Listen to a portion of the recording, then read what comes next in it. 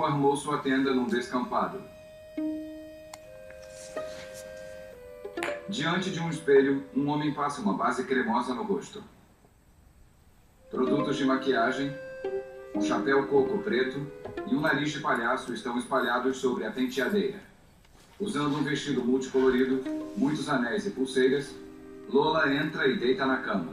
Ela é morena, de cabelos longos. O suor escorre pelo seu rosto e pescoço.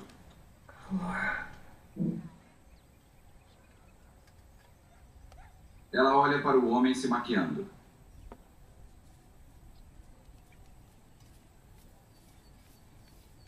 Ela sorri, se levanta e se aproxima dele por trás.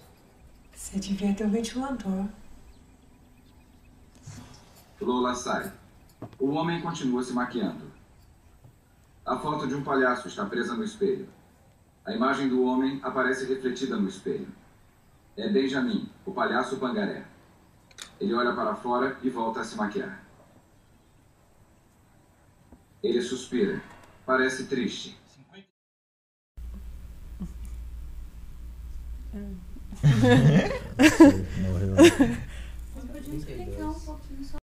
Com cinema. Mas a audiodescrição ela se aplica a qualquer coisa que é da ordem do visual, né? Teatro, ópera, fotografia, museu, enfim. Esse leque ele é bem grande, né? Porque esse leque é que é importante. Na verdade, o que a gente sempre fala e a gente sempre reclama, entre aspas, entre os deficientes, é que as possibilidades de lazer dessas pessoas, né, nossa, elas são muito pequenas, né? A cidade, ela já propicia isso, né? Porque é uma cidade que muitas vezes ela não te permite se locomover com facilidade. E aí, o cinema, né, o filme com audiodescrição, ele já tem essa finalidade. Você tem um lazer, né, que é fácil de ser transportado, que está dentro da sua própria casa, que propicia socialização, porque até então alguém assistia um filme na sua casa, os seus primos, a sua família, os seus irmãos, iam assistir filmes e você, vou deitar na cama, vou dormir, vou fazer outra coisa, ler um livro, assim, entre aspas, mas eu não vou assistir esse filme, porque para mim vai ser... porque você pede a família dá conta de alguma coisa, mas de outras coisas não dá conta de falar, não consegue te descrever com facilidade. E isso não propiciava uma interação. E agora, assim, com isso, a gente consegue assistir o filme com as outras pessoas na sala, partilhar do fetiche da pipoca, né, da convivência, que isso é super legal, né? E isso propicia a socialização que é tão cara, né, entre nós. Mesmo que deve ser mesmo, né?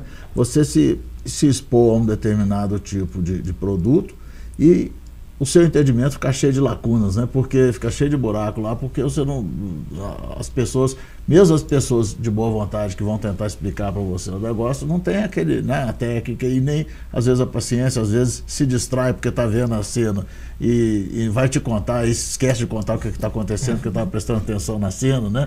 Esse tipo de coisa deve acontecer muito, mas é interessante você ter levantado o aspecto da sociabilidade. Eu acho isso aí importante, mais importante do que a gente imagina.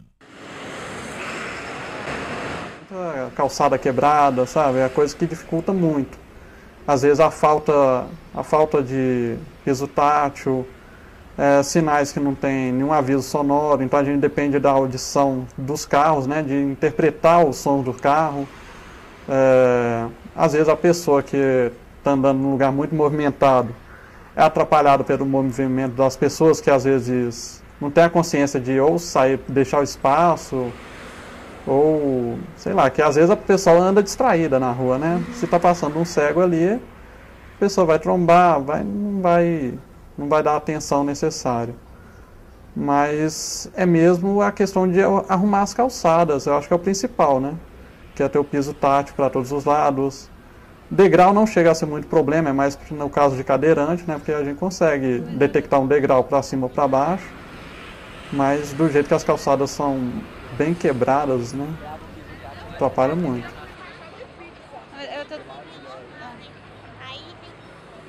Então a escola hoje já tem uma experiência com a educação inclusiva de pessoas deficientes visuais e os colegas que estudaram comigo também já têm essa experiência. Eu acho muito válido a integração na sala de aula. Não só a integração, a inclusão, né? No meu caso, foi integração e eu fui buscando a inclusão, porque não tinha nada. Eu tinha que providenciar junto com a escola como que ia ser as aulas. Só a integração não basta, mas já é um passo, sabe?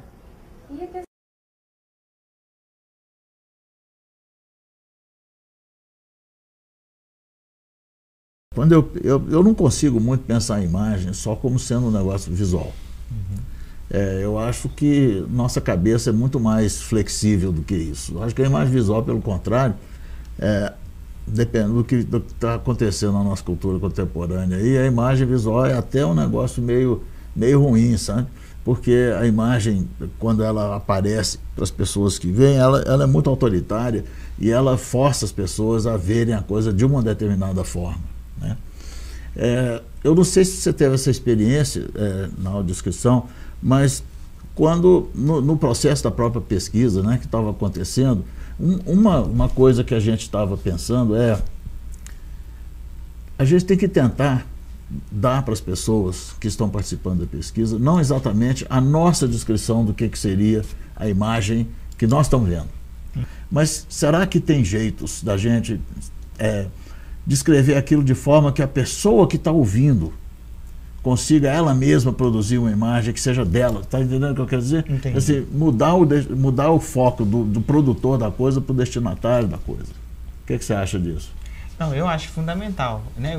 Quanto mais você deixa livre para a interpretação, né, mais a gente consegue criar no sujeito a possibilidade do raciocínio e da contextualização, né? Você possibilita àquele sujeito uma reflexão sobre aquilo que está acontecendo ali, né, perto dele. Eu acho que isso é fundamental. Por exemplo, quando você diz uma pessoa sentada na cama lendo uma carta, você pode dizer ao contrário. Você pode dizer também assim, olha, tem uma pessoa sentada na cama com um papel na mão. Pronto. Quer dizer, depois que ela começar a ler a carta, que geralmente são aquelas vozes como se fosse um pensamento, né? Falando assim, lá atrás e tal. Aí quando a pessoa começa a ler aquela carta, começa a ler aquilo, você, pelo formato, você já vai dizer, é uma carta. Quer dizer, não precisaria eu fico vendo, por exemplo, eu já vi várias vezes no filme, eu acho que deve ser um filme que eu assisti, eu acho, tem audiodescrição, eu acho que é A Mulher Invisível o filme. E aí fala assim, fulano abriu a porta, só que a audiodescritora disse, olha, fulano abriu a porta antes da porta abrir. Aí a porta abriu e fez... Entendeu? Então, esse barulhinho que a porta fez já era suficiente. Então, fulano se caminhou até a porta. A porta abriu, não precisa de falar que a porta abriu. A porta abrindo. Quer dizer, se você está trabalhando com coisas prévias do sujeito, que provavelmente ele já carrega na sua bagagem de socialização. Entendeu? Que faz com que ele possa entender também as situações. É porque as pessoas que fazem a audiodescrição ficam contando com o repertório delas mesmas, né? Delas mesmas. Mas assim, as pessoas que estão recebendo a audiodescrição, que não tem que ser necessariamente em palavras, como você está colocando aí, basta o rangido da porta abrindo, eu não preciso dizer a porta abriu, porque aí eu estou sendo redundante e desnecessário, né? Na verdade, eu posso depender muito mais do repertório de quem está ouvindo do que do repertório de quem está escrevendo ou está produzindo, né? Isso mesmo. Sem contar que não tem que ser palavra só também, não. Exato. Não, e ainda tem uma outra questão, né? Assim, quando a gente vai audiodescrever, tem que tomar muito cuidado justamente para não subestimar a audiência. Porque a gente acha, né, que por ser deficiente visual, as pessoas não têm relação com imagem. E é claro que elas têm. Lógico. Né? Assim, isso, a porta está rangendo, você sabe que tem uma porta ali que está abrindo, eu não preciso de dizer. Né? A própria relação com a narração lá do tipo de leitura que é da carta, você já construiu essa imagem, eu não preciso de dizer. Né? Então tem que ter realmente esse cuidado. E assim, por isso que essa pesquisa é tão importante, porque quando a gente começa a perguntar para vocês o que vocês acharam, isso desmistificou muita coisa para a gente mesmo, né, desse universo, de como vocês fazem, às vezes, as relações, por exemplo, de espaço, né, que às vezes, pelo que vocês pegam elementos, como qualquer pessoa, pega elementos sonoros para construir a imagem do lugar, né? Então, você tem passarinho, deve ter árvore, você tem barulho de carro, então ele está na rua, né, essas outras construções, que eu não preciso toda hora ficar dizendo, está na rua, tá, né, enfim. Isso, e aí às vezes fica até meio cansativo, né? Porque você escuta aquele... Porque a rua, né? Voltando na rua, a rua ela tem um jeito especial de ser rua, né? Existe uma rua diferente. A menos que seja em Brasília, que é diferente. Mas, por exemplo, aqui em Belo Horizonte já acaba tendo diferenças também. Por exemplo, eu moro num bairro que é extremamente tranquilo. Se você chega de helicóptero no meu bairro sem falar que é Belo Horizonte, vai falar que é no interior. Entendeu? Então, assim, o meu bairro é diferente. Você ouve o bairro de forma diferente. Você ouve passarinhos pelo bairro. Dá pra você saber que você tá na rua? Dá, mas de forma diferente. Mas se você voltar, por exemplo, na janela, de uma janela que dá pra Cristiano Machado, aí se você volta pra janela da Cristiano Machado, o barulho da rua é outro, bem diferente. Né? Que é aquele barulho pesado, do trânsito pesado, né? Que ele, parece que é um motor em uníssono, né?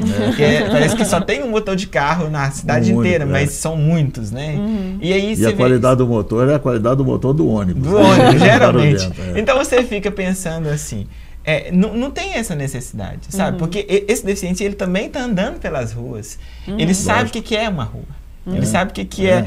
Por exemplo, se você vai falar que está na Praça 7, não precisa falar que está na Praça 7, entendeu? Se você ouvir assim, por exemplo, se alguém falar lá assim, aquelas coisas da Praça 7, por exemplo, foto, foto agora, documento, foto do não sei o quê, aquela coisa toda da Praça 7 já te indica que é a Praça 7. É verdade. Né? E isso te dá um leque de possibilidades. Eu lembro quando eu era criança, eu morava naquelas casas do interior, aquelas casinhas, que a sala tá lá na frente e a cozinha tá lá no fundo. E a minha mãe abria a garrafa de café lá na cozinha. Eu falava assim, mãe, eu também quero café. Ela falou, como é que você quer café? Como é que você sabe que eu tô abrindo, que eu tô tomando café? Eu disse, não, porque eu escutei o barulho da garrafa abrindo, que tem todo um barulho especial, né? De ser garrafa de café. Então, a gente tem que prestar atenção nessas questões, porque estão dentro do imaginário já. E elas fazem parte desse imaginário e precisam ser consideradas, né? Na hora de escrever. E no dia que a gente conseguir criar para o audiovisual também a dimensão olfativa e tal, aí, melhor ainda, né? Com certeza. Porque você mostrar que é rua, assim, com cheiro de fumaça de óleo diesel, seria muito maravilhoso. Não precisa nem de falar, né? Com certeza. Ou o cheirinho do café quando vê a garrafa abrindo. Nossa, né? Que é bom, né? O cheirinho de café, é uma delícia.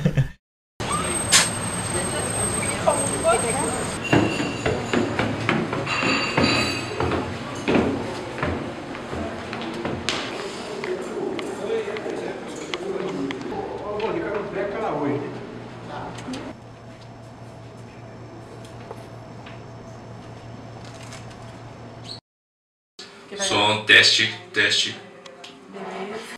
Alex espera de fora em frente ao portão de uma casa. A gente vive num mundo muito visual. Hoje em dia, as figuras de linguagem, as brincadeiras, nosso relacionamento permeia muito os conteúdos visuais pela mídia como um todo, assim. Porque o filme é feito para vidente, de vidente para vidente. Então tem muita informação que não dá para a gente descrever da mesma forma que o produtor do filme quis colocar, mas a gente não consegue ainda descrever, né? Vamos ver isso no futuro. Essa discussão o tempo todo da tradutibilidade de um tema que é tão complexo, de uma imagem, de uma coisa que é contextual, para um tipo de signo, uma forma que vai permitir com que eles consigam se relacionar com aquilo, de uma forma direta, pela experiência deles. Se tiver muito som de uma vez, então eles vão ficar saturados, vai ser muita informação para eles pegarem.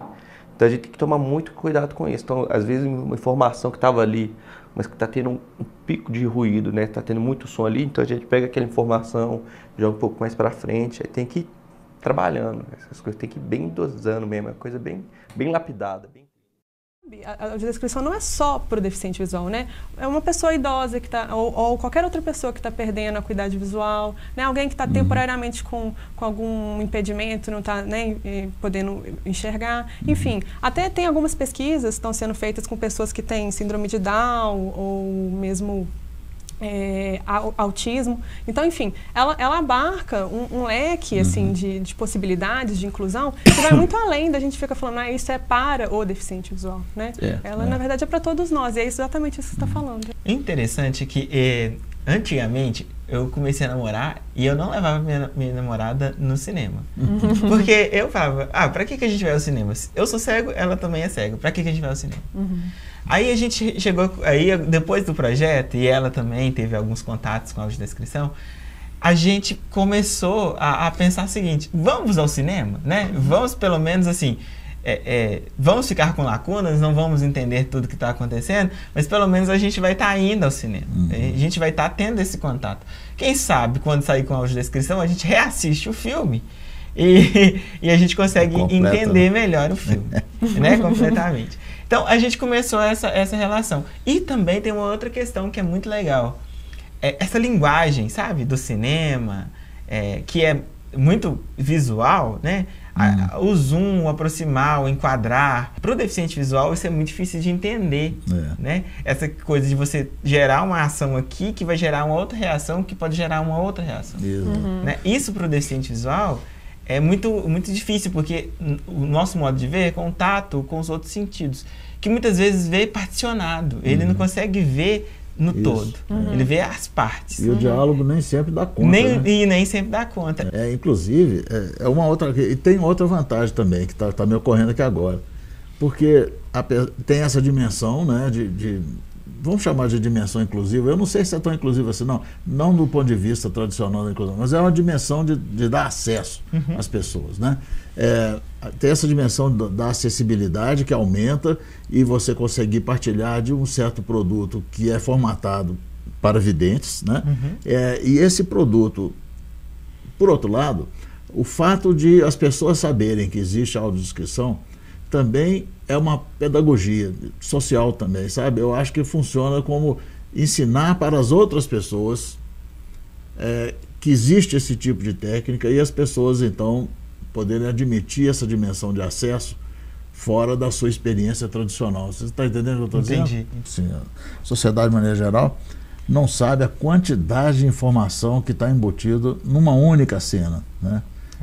Isso é uma coisa enorme e o que complica muito o trabalho da audiodescrição, porque a gente tem, primeiro, priorizar coisas a descrever em detrimento de outras, porque tem várias coisas vão ter que sobrar, né? Não vai dar tempo de fazer isso. Essa é uma das grandes dificuldades, sabe? O que é que eu priorizo aqui nesse lugar? E a partir disso, a gente pensa assim, bom, nessa cena que tem todos esses elementos muito importantes a serem ditos, eu só tenho tantos segundos para falar. Porque a audiodescrição tem que entrar nos intervalos de silêncio. Né? Ela não pode estar sobrepondo fala, né? A não ser que seja muito importante. Né? Até os próprios ruídos, como o Romerito disse, né? Assim, uma porta rangendo é uma informação. Então, a gente também procura não sobrepor esses sons, né? Durante a audiodescrição. Então, a gente minuta o filme inteiro a partir da cena, dos intervalos de silêncio. E naquele intervalo, a gente constrói um roteiro, né, que caiba, né, naquele espaço, que pode tangibilizar a cena. Obviamente, muita coisa fica de fora, né, porque, bom, eu vou descrever um cenário e os personagens, os figurinos, e eu tenho só 10 segundos para falar, não dá para, né, ficar nessas minúcias. Mas a gente busca, enfim, deixar a cena o mais tangível possível. Né? Porque assim, o problema central disso aí é que quando a gente fala e quando a gente produz som, o som é sequencial e linear, né? A imagem tende a ser holística, ela tende a ser inteira e aí e ela não é necessariamente linear. Nós temos que, porque ela é espacial, então a gente tem que linearizar ou temporalizar o espacial, que é uma coisa difícil de fazer assim por causa da limitação de tempo mesmo, né? Exatamente. E tem um outro detalhe que eu não sei se deu para perceber das vezes que você participou, Romerito, mas assim, a gente pensa também no gênero de filme, porque o próprio gênero do filme, se é uma coisa mais cômica, se é uma coisa mais dramática e tal, vai influenciar na forma como a linguagem vai se colocar na audiodescrição, né? Deu para perceber isso, assim, nos filmes que vocês viram? Sim, porque eu acho que, por exemplo, você tem que tomar muito cuidado nesses momentos, porque, por exemplo, se é um filme que tem um que mais cômico, né? Se você descreve posteriormente ou até antecipadamente certas situações, e não dá uma outra forma de entender aquilo, você vai estar cometendo a questão do riso antecipado ou do riso atrasado. Exato, né? você acaba matando o humor. Você acaba matando o humor da coisa. Você acaba não tendo muita graça para você. É tipo como quando acaba a novela, tá todo mundo assim, coisa assim, aquela cena muda, né, da novela, acabando, e aí todo mundo tá olhando, aí você não entende. E você pergunta, ninguém te responde. Aí no final você pergunta, o que aconteceu? Ah, te contará? Ah, foi isso. Quer dizer, você não sentiu emoção, aquela emoção que você devia ter sentido quando aconteceu aquela situação. E aí, nessa questão do humor, é a mesma coisa, né? Você precisa rir no mesmo momento que todo mundo está rindo, né? Claro. Porque a graça também tem que ser coletiva. O objetivo da audiodescrição não é competir com, né, o filme, né? É fazer com que ele seja acessível, né? Isso. Então, realmente, a gente não tem que ter esse cuidado de não competir com as informações que ele já está dando, né? Linha nylon mergulhada na água. Nela, há reflexos da luz do sol e da vegetação.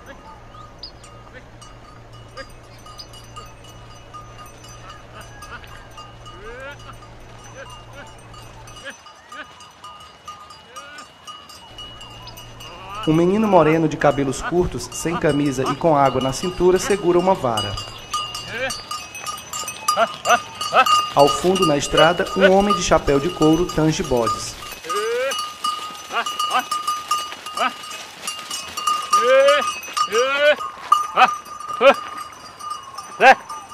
Ei, Zeca, bora! Zeca recolhe a vara. Sai da água caminhando por entre a vegetação ribeirinha.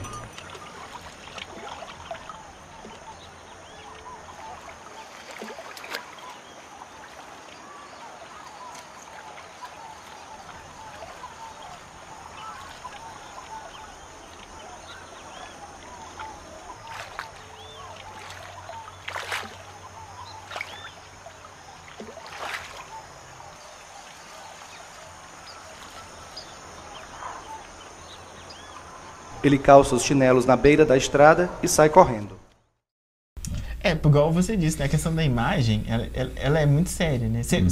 Acho que eu imagino que seja assim, né? Você bate o olho numa coisa, você já vê aquela coisa por completo. É isso. Né? E no caso da descrição, ela é fragmentada, né? Isso. E não dá para se falar de uma coisa de repente, assim. Exato. Né? E muitas vezes, para você dizer, por exemplo, você vai descrever um pé de coco, né? O que é um pé de coco? O pé de coco é tão alto, né? Imagina, um deficiente, provavelmente na praia, ele nunca chegou a pegar lá em cima no cacho do pé de coco. Exato. Ele só chegou até o caule grosso ali embaixo. O pé de coco para ele é aquilo ali. Né? Aquele pode caule. ter a dimensão tátil ali do tronco, do coqueiro e tal, mas... não vai, exato, ele não vai conseguir ver a copa dele, né? Isso, então, ele não tem aquele, por exemplo, aquele feitiço de você ver um pé de coco e lembrar da praia, entendeu? Assim, porque tem cara de praia um pé de coco, não tem? Tem. Imagino que tenha muito cara de praia um pé de coco, né?